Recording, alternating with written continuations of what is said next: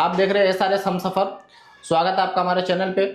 और आज हमारे साथ है कांग्रेस के युवा नेता, उभरते हुए सितारे रईस भाई। स्वागत है सर आपका हमारे चैनल पे। शुक्रिया आपका बहुत बहुत, आपने SRS हमसफर पे हमें बुलाया, इसके लिए आपका बहुत बहुत धन्यवाद। और हमारे आपके संवाद को जितने भी आपके दर्शक देखेंगे उन सभी का बहुत बहुत शुक्रिया एडवांस में। सर मैंने आपको इसके लिए बुलाया कि मैंने आपका इंटरव्यू देखा था NJ निज़ाम पे, तो मुझे आपकी बातें अच्छी लगी, तो मैंने सोचा कि किसी तरीके से आपको मैं बुलाऊं अपने पॉडकास्ट पे। इसके लिए मैंने आपको बुलाया है क्योंकि आज के वक्त में आप युवा, एक कांग्रेस में आप हैं और युवा चेहरा हैं, तो इसके लिए मैंने सोचा कि युवाओं के लिए, एक्सप्रेशन के लिए मैं आपको बुलाऊं और आपसे बात करूं मैं। जी, हमने तो दिया था अपने जिनका नाम बोले NJ निजाम, बहुत ही अच्छे मतलब चैनल भी उन पे उनकी हिंदी पत्रकारिता के लिए उनकी बात, सवाल जवाब मुझे अच्छा लगा। जी। और खुशी होती है कि हिंदी पत्रकारिता को लोग ऊपर ले जाने की कोशिश कर रहे हैं। जी। उनके जो फाउंडर थे मोहम्मद निजाम साहब, उनका बातचीत करने का, सवाल करने का एज ए पत्रकार बहुत ही अच्छा तरीका था जी। और अच्छा था, मुझे खुशी हुई।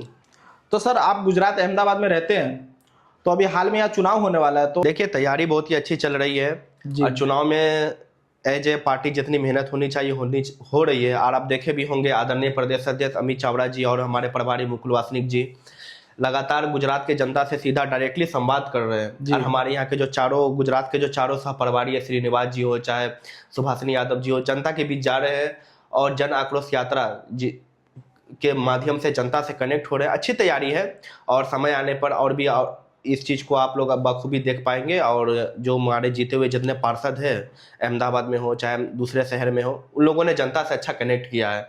चाहे इसी एरिया के पार्षद के बारे में बोलो, जुल्फी खान साहब के बारे, उनका भी एक अच्छा जनता से कनेक्शन है और हमें उम्मीद है कि जनता हक में ही वोट देगी, कांग्रेस के हक में देगी। सर जैसा आप बता रहे हैं, जुल्फी खान पठान के बारे में आप कह रहे हैं, या इकबाल शेख जी हैं, चलो इस एरिया में तो इन्होंने काम किया है, इनको जनता मौका दे देगी, जीत जाएगी। लेकिन दिन ब दिन मैं ये देख रहा हूँ कि गुजरात में भी और देश में भी कांग्रेस का नामो निशान मिटता जा रहा है। नहीं, ऐसा कुछ भी नहीं, नामो निशान नहीं मिटता जा रहा है। दूसरी नंबर बात है कि अभी के समय में कांग्रेस की लड़ाई डायरेक्टली भाजपा से नहीं लड़ रही है जी। अगर हम लोग लड़ रहे हैं तो सीधा भाजपा से नहीं लड़ रहे हैं, भाजपा के साथ साथ एक सिस्टम से लड़ रहे हैं, जिस सिस्टम पे RSS का कब्जा है। जी। पहले क्या होता था, चुनाव दो पॉलिटिकल पार्टी के बीच में होता था, और भी होते थे पर आमने सामने दो होती थी, सारा कंट्रोल चुनाव आयोग के पास होता था। और चुनाव आयोग एक आजाद संस्था थे, पर आज आप चुनाव आयोग की स्थिति देखते हैं, भाजपा की कठपुतली बन चुकी है। तो हम सिर्फ भाजपा के खिलाफ नहीं लड़ रहे हैं, अब भाजपा अकेला हमसे नहीं लड़ रही है। एक तो उनका अलायंस होता है 40-40 पार्टियों के साथ, उसके अलावा अघोषित अलायंस होता है इलेक्शन कमीशन, ED, CBI, और जब भी चुनाव आता है तो विपक्ष के नेताओं को दबाने की कोशिश करता है। उसके बावजूद भी हमारे विधायक जीत कर आ रहे हैं, वोट शेयर अच्छा मिल रहा है, तो इसको हम जीत ही मानते हैं और हार नहीं मानते। तो सर आप जिस तरीके से बोल रहे कि 40-40 पार्टियों से गठबंधन है उनका, तो उस तरीके कांग्रेस के भी गठबंधन है सबसे। और दूसरी बात कि आपने ये बोला कि मतलब आपको अघोषित से भी लड़ना पड़ रहा है, जिस तरीके का आप इशारा कर रहे हैं कि सब उनके पक्ष में है, तो इसके लिए आप बड़ा आंदोलन क्यों नहीं करते हैं? क्योंकि ये चीज है, जब कांग्रेस की सरकार थी तो बीजेपी वाले छोटी सी बातों पर हंगामा कर देते थे, लेकिन उस तरीके का आपके तरफ से कुछ नहीं दिखता है कि मतलब हंगामा इस तरीके का किया जाता है। नहीं, अभी आपने जैसा कहा कि जब कांग्रेस की सरकार थी तो बीजेपी वाले छोटी छोटी बात पे हंगामा करते थे जी। तो यही कांग्रेस की सरकार की खासियत थी कि इस देश को लोकतंत्र के दायरे में चलाती थी और लोकतंत्र में छोटी छोटी बात पर भी आंदोलन करने का अधिकार है। लेकिन भारतीय जनता पार्टी बहुमत से सरकार बनाने के बाद इस देश के लोकतंत्र को इतना कमजोर करने की प्रयास कर रही है, इतना प्रयास कर रही है कि आपने कहा कि कुछ बड़ा कदम क्यों नहीं उठाता। अरे भैया, आपने इलेक्शन कमीशन पे बिना विपक्ष को बताए हुए इलेक्शन कमीशन के लिए एक स्पेशल कानून पास करवा दिए कि चुनाव आयोग पे कोई कुछ भी कर नहीं कर सकता, ना केस कर सकता है, ना उस पर कुछ आरोप लगा सकता है, ना कोर्ट जा सकता है। तो जाएंगे कैसे? एक ही रास्ता है जनता के बीच, तो जनता के बीच आ रहे, जनता माइंडेड दे रही है, लेकिन सिस्टम ही। सर जिस तरीके का आप बोल रहे हैं, तो कानून जैसे अगर कुछ लागू कर रही है सरकार खिलाफ, तो उसके खिलाफ प्रदर्शन कीजिए, रोड पे आइए, धरना प्रदर्शन, कानूनी दायरे के अंदर धरना प्रदर्शन है ना। तो आप उस तरीके का सरकार के खिलाफ दिख नहीं रही है, कांग्रेस के कोई बड़े चेहरा दिखते नहीं है। कांग्रेस की क्या बात है, कांग्रेस तो पूरे देश में ही धरना प्रदर्शन। आपने देखा होगा बिहार चुनाव से पहले हमारे नेता राहुल गांधी जी ने जिस तरह से वोटर अधिकार यात्रा निकाले, सिर्फ निकाले नहीं, पूरा का पूरा अपोजिशन का समर्थन मिला। बिहार की जनता सड़क पे थे, आप खुद पत्रकार है, आप कवर भी किए होंगे, किस तरह का था। किसी को पता था कि रिजल्ट आएगा तो महागठबंधन 35 सीटों पे सिमट जाएगा? किसी को उम्मीद थी? किसी को यह भी उम्मीद थी कि भारतीय जनता पार्टी का जो संगठन है, NDA जो अलायंस पार्टनर है, 200 के पार जाएगा? लेकिन ये सब हुआ कैसे? ये सब एक सिस्टम पे कंट्रोल होने की वजह से हो रहा है। तो सर अगर आपको ये पता है कि सिस्टम पे पूरा कंट्रोल कर लिया गया है और हमें जीत मिलनी नहीं है, तो फिर लड़ने का फायदा? देखिए, अगर कोई सिस्टम पे कंट्रोल कर रहा है तो इसका मतलब ये थोड़ी कि हम भूत के डर से मकान छोड़ दें। अरे हम कोशिश करेंगे, भूत को भगाने की तो कोशिश करेंगे ना भाई, थोड़ी कि घराड़ी छोड़ देंगे। तो सर भूत लड़ के रहे लिए, आज न कल तो सर कामयाबी भूत मिलेगी। को भगाने के लिए आप जिस तरीके का प्रयास कर रहे हो उससे भूत भागेगा नहीं। भूत भगाने के लिए आपको बड़ा ओझा लाना पड़ेगा, वो आप कर नहीं रहे। नहीं कर, हम लोग प्रयास तो कर ही रहे तो हैं सर बड़ा ओझा का मतलब मेरा ये है कि जिनकी वजह से भूत नहीं भाग रहा, आप राहुल गांधी को बार बार मैदान में ला रहे, उनसे भूत भाग नहीं रहा है। कुछ बड़ा चेहरा लाइए जो भूत भगा सके।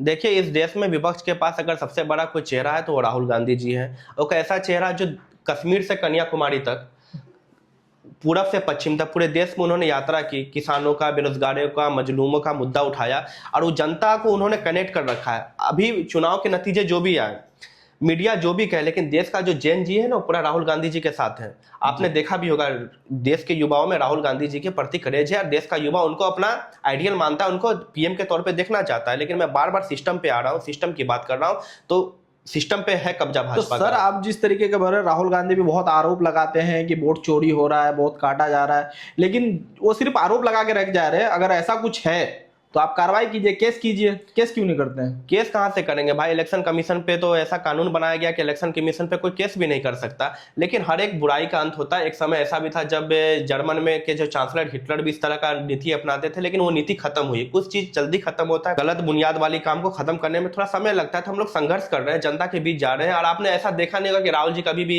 10 दिन 15 दिन आराम करते हैं, हमेशा वो जनता के बीच में ही रहते हैं। अब पूरा का पूरा कांग्रेस रहता है जनता के बीच में, तो आज न कल सूरज उगेगा। नहीं, अब बताइए, वो कहते हैं कि हम 2047 तक रहेंगे, वो बीच में 2-3 चुनाव आएंगे, उनका जिक्र ही नहीं करे, यानी उनको पता है कि हम जीत ही जाएंगे। ये कॉन्फिडेंस आ कहां से रहा? वो वही बात हो गई, 2019 का लोकसभा चुनाव हो रहा था, मुझे याद है उस समय मैं राजनीति कम समझता था, लेकिन अमित शाह जी प्रेस कॉन्फ्रेंस में कहते कि हमारे 300 सीटें आएंगी, उतना ही सीट आया, 1-2 सीट आगे पीछे आया। और बिहार में भी बोल ही रहे थे कि भाजपा 80 के पार लाएंगे, तो अलग ही आया। तो अब हम वोट चोर कहें तो उनको बुरा लगता है, वो खुद अपने आप को साबित कर रहे, तो हम क्या करें? ये आप तो अभी हाल में बिहार चुनाव के अंदर भी आप गए थे रैली करने के लिए, पप्पू यादव के साथ भी आपकी मुलाकात हुई है। सीनियर लीडर्स है, पार्टी के मेंबर्स भी है, मुलाकात होती रहती है, वो तो। लेकिन कांग्रेस तो उनको दरकिनार करके रखती है। नहीं, ऐसा कोई बात नहीं है, किसी को दरकिनार नहीं करती है। अगर कांग्रेस उनको दरकिनार करते तो वो क्या चीज के मोहताज है? वो कांग्रेस के साथ क्यों है? इसका मतलब कांग्रेस उनको दरकिनार नहीं कर रही है। हाँ, पार्टी है, कभी किसी को कभी पद मिलता है, कभी नहीं मिलता है, लेकिन समय आने पे सबको मिलता है। वो कांग्रेस में वो संतुष्ट है, तभी तो कांग्रेस के लिए दिन रात मेहनत करते हैं ना, वो भी तो प्रचार करते हैं। वो तो मेहनत कर रहे हैं, लेकिन उतने सीनियर लीडर होने के बावजूद समझिए लालू प्रसाद के जो बेटा हैं, उनकी मतलब उम्र के हिसाब से भी और राजनीतिक कद के हिसाब से भी वो समझिए पप्पू यादव के नजदीक कम है। उसके बावजूद वो साथ में रहते हैं राहुल गांधी के, और उनको नीचे रखा जाता है पप्पू यादव को, उनको गाड़ी पे चढ़ने नहीं दिया जाता, उनकी समझिए इज्जत नहीं की जाती है।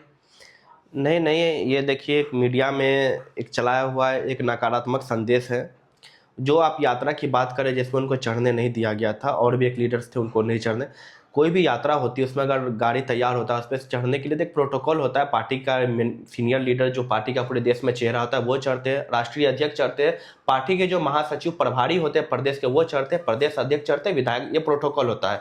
अब वहाँ पे कौन थे? प्रदेश अध्यक्ष थे उस समय के, जो तत्कालीन प्रदेश अध्यक्ष थे बिहार के, शायद राजेश राम जी, अभी भी वही है, वो थे। प्रभारी थे, तो प्रोटोकॉल के हिसाब से चढ़ते। पप्पू यादव जी के सांसद है, अब सिर्फ अकेले वो नहीं, बहुत सारे सांसद नीचे खड़े थे, आरजेडी के भी सांसद और कांग्रेस के भी सांसद। तो ये मीडिया में एक नकारात्मक है, इस पे कोई मतलब की बात नहीं है। ठीक है, दूसरी बात ये है हमारी कि मतलब समझिए इनको जो है बिहार के अंदर जो AIMI पार्टी से गठबंधन क्यों नहीं किया गया? उनको ऐसा नहीं लगता आपको कि उनसे गठबंधन ना करके बहुत बड़ा चूक हो गया? देखिए, गठबंधन की जो बात हुई थी आरजेडी के नेताओं लोगों से हुई थी, लेटर भी दिया गया था, हमने भी देखा था जी। अब गठबंधन करना नहीं करना, जो बिहार में इंडिया अलायंस था उनके जो लीडरशिप थे आरजेडी थे। बिहार में इंडिया अलायंस का नेतृत्व आरजेडी करता है, तो आरजेडी का मामला था। पर एज आप हमसे पूछ रहे हैं तो मेरा मानना है कि गठबंधन करना इसलिए था कि हम भाजपा को हराने के लिए हम जो मुद्दे ला रहे हैं उनके भी मुद्दे वही है, मजलूमों की आवाज उठाना। जब सबके मुद्दे एक है तो चुनाव हम अलग अलग क्यों लड़े? एक साथ लड़ेंगे, भाजपा को हराने में कामयाब हो गए। गठबंधन करना चाहिए था, नुकसान हुआ है नहीं गठबंधन होने की वजह से, और गठबंधन होना चाहिए था। हाँ, ऐसा लगता है कि ओवैसी को नजरअंदाज करना भारी पड़ गया, कांग्रेस के लिए भी और आरजेडी के लिए भी, और लगता है उससे सीख लेकर के बाकी राज्यों में ऐसा नहीं किया जाएगा। देखिए, राजनीति में परिस्थितियों के हिसाब से गठबंधन होते भी है, बनते भी है, टूटते भी हैं। और बिहार में जो मुस्लिम आबादी का जो कैलकुलेशन है, एक समीकरण है, उसके हिसाब से मैं कह रहा हूँ कि गठबंधन में लेना चाहिए था। अभी जिस तरीके का गुजरात के अंदर भी चुनाव है, तो क्या लगता है आपको कि एआईएमआईएम पार्टी से गठबंधन किया जाएगा कांग्रेस का? देखिए, गुजरात का चुनाव में समय है, 2027 में विधानसभा का चुनाव, अभी हाल में म्यूनसिपल का चुनाव होने वाला है, तो जी। वो म्यूनसिपालिटी के चुनाव में अलायंस होता नहीं है ज़्यादातर, तो वो समय के हिसाब से मालूम चलेगा। और मैंने आपको कहा ना, परिस्थिति होने पे गठबंधन होता है, गठबंधन टूटता हाँ, है। क्योंकि समझिए आपको जिस तरीके का भी नुकसान उठाना पड़ा है बिहार के अंदर, गुजरात में उठाना ना पड़े इसके लिए गठबंधन जरूरी है, क्योंकि कांग्रेस इतने जमाने से यहाँ लड़ते आ रही है, भाजपा को नहीं हरा पा रही है। और एआईएमआईएम पार्टी आ जाएगी फिर तो और मुश्किल हो जाएगा हराना, क्योंकि वोट का कटाव बहुत होगा, बिखराव बहुत होगा इसमें। नहीं नहीं, ऐसा कुछ नहीं है। चुनाव में एमआईएम के लड़ने से वोट उठ कोई नहीं बिखरता है। आपने ऐसा कोई सीट देखा है जो एमआईएम लड़ा हो और एमआईएम की वजह से ना वो जीते नहीं जीते भाजपा जीता? ऐसा नहीं होता है। सब ऐसे ये लोगों का नैरेटिव है, लेकिन ऐसा नहीं होता। जितना होता है तो अभी एमआईएम जैसे जीतता है, आप नहीं तो जो बोल विपक्षी रहे हैं, आप जीतता है जो वो बोल सीट। रहे हैं बिहार के अंदर जो चुनाव भी हुआ है, अगर गठबंधन कर लिया जाता है एआईएमआईएम पार्टी से, तो मुझे ऐसा लगता है कि नहीं कुछ तो 15 से 20 सीटों पे इजाफा फायदा होना था। हाँ, मैं तो बोल रहा हूँ ना, गठबंधन होना चाहिए। तो उस तरीके का समझा, अगर गुजरात में भी आप गठबंधन नहीं करते तो वही नुकसान आपको यहाँ भी देखने को देखिए, मिलेगा। गुजरात का चुनाव समय आने पे पता चलेगा, और गठबंधन हो जाए तो बेहतर है, वोट का बिखराव नहीं हो। मैं तो चाहता हूँ कि गठबंधन हो जाए। बाकी एमआईएम के जो आला कमान है, बाकी पार्टियों के आला कमान है, उनके आपस का मामला है, तो उसमें मैं हस्तक्षेप नहीं कर सकता हूँ। क्या ऐसे करूँ, मेरे अंदर में है ही नहीं वो चीज़। मेरा एक सवाल है जो कि आपको आप लगाते हैं, समझिए एआईएमआईएम पार्टी पे कि वो कांग्रेस बीजेपी की बी टीम है। एआईएम पार्टी जो है वो बीजेपी की बी टीम है, कांग्रेस का ये आरोप है, उस पर क्या आपको कहना है? देखिए, चुनाव में आरोप प्रत्यारोप लगते हैं, लेकिन मेरा मानना है कि उन्होंने हमेशा एनडीए का विरोध किया है। चाहे अभी भारत में को लेकर पहलगाम वाला अटैक का मामला हो, या ऐसे भी उन्होंने हमेशा सरकार की आलोचना की है। और जब कांग्रेस की भी सरकार थी तो सवाल करने का जब समय आया तो उन्होंने सवाल किया है। तो मैं ये सब चीज़ को नहीं मानता। चुनाव में है आरोप प्रत्यारोप लगते हैं, बेबुनियादी है, और मेरा मानना है कि उनकी कोई गुप्त मीटिंग भी नहीं होती होगी। हाँ, मतलब आपका कहना है कि ऐसा नहीं है, ऐसा वो बी टीम नहीं है, गलत आरोप है। और एआईएमआईएम पार्टी कहती है कि कांग्रेस जो हमारी सौतेली माँ है, हमसे काम पूरा लेती है लेकिन हमारे अधिकारों के लिए आवाज नहीं उठाती। नहीं नहीं, आपको मैंने कहा ना कि राजनीति में आरोप प्रत्यारोप लगते हैं, तो ये बेबुनियादी बातें होती है, इस पे जाना नहीं चाहिए। दोनों तरफ से लगते हैं। अब बात रहेगी कि कांग्रेस पार्टी सत्ता में थी इतना दिन, और सत्ता में अब 100% जनता को खुश नहीं कर सकते हैं। और सत्ता में आप इतना दिन रहे हैं तो आप पे आरोप भी लगेंगे, आपकी तारीफ भी होगी। और आई थिंक हर पार्टियों के साथ ये होता है। बाकी राजनीति में जो ए टीम बी टीम होता है, मैं इस पे ध्यान नहीं देता हूँ, और ऐसी राजनीति मुझे पसंद भी नहीं है। चुनाव लड़ना है, जनता के बीच जाना है, जनता से संवाद करना है, जनता के मुद्दों पे चुनाव लड़ना है, बस इतना तक ही मैं तो सर आपको पसंद क्या है, मतलब आप राजनीति के अलावा और आपको क्या पसंद है? राजनीति के अलावा फिट रहना पसंद है, फिट रहना पसंद है। खाना पीने का टाइम टेबल से शौकीन। कोई और तो नहीं पसंद है? नहीं नहीं, हम लोग आपको कुछ और इशारा में बोल रहे हैं तो बोलिए, बाकी ऐसा नहीं। आपके कांग्रेस के जो समझिए मेन आला कमान जो है वो अभी तक शादी नहीं कर, उनको कुछ सलाह दीजिए, आपके लीडर हैं। वो समझदार आदमी है राहुल गांधी जी, उनका जब मन होगा तो कर ही लेंगे शादी। लड़कियां की कमी थोड़ी होगी उनके लिए। शुक्रिया सर, आप हमारे चैनल पे आए और आपसे बात करके मुझे अच्छा लगा, और आपने कीमती समय दिया, इसके लिए आपका शुक्रिया। सभी साथियों से अपील है कि जो लोग भी हमारी इस वीडियो को देख रहे हैं, इस पॉडकास्ट को देख रहे हैं, SRS हम सफर को सब्सक्राइब कीजिए, फेसबुक पेज को फॉलो कीजिए, इंस्टाग्राम पर भी फॉलो कीजिए, और जो भी इस चैनल के माध्यम से आपके पास पोस्ट वीडियो पहुंच रहा है उनको लाइक कीजिए, कमेंट कीजिए, रिट्वीट कीजिए, और लोगों में शेयर कीजिए, और SRS हम सफर को एक अच्छे दर्जे पे जाने में अपना योगदान दीजिए। धन्यवाद। जय हिंद। जय हिंद, जय भारत।